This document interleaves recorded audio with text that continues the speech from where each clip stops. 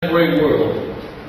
The power is located at the military level, to be sure, but it also has to be reinforced by dynamism at the economic level and coupled to some measure of consent from other states.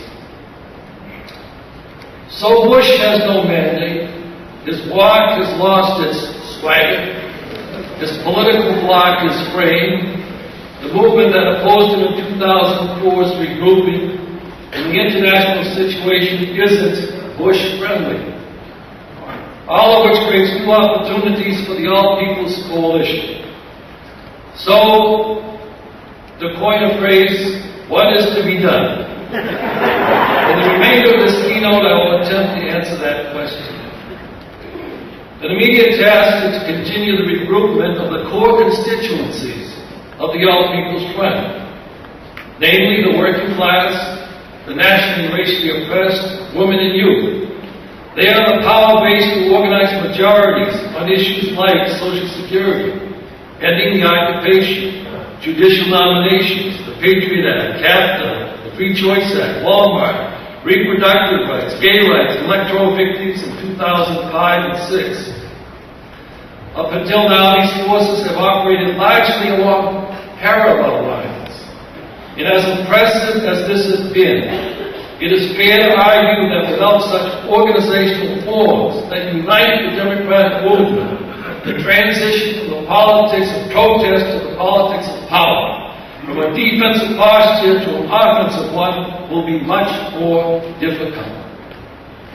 We in the larger left have a role to play in this regard, not so much at the national level, but at the local and state level, where we have extensive contacts, good relations with labor and other democratic forces, and occupy some leadership positions. At this stage, such formations will more likely gain organizational coherence around one or another issue. Social Security comes to mind immediately, and as we get closer to 2006, the elections will be another site.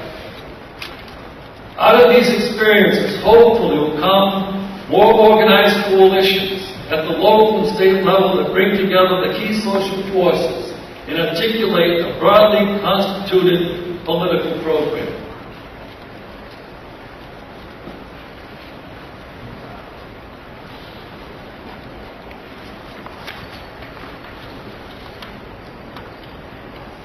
Our strategic policy has served us well.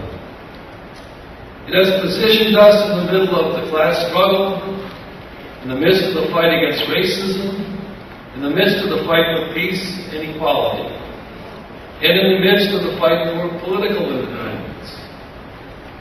This is not surprising because our strategic policy is rooted in the objective situation and political alignment of class and social forces at this moment.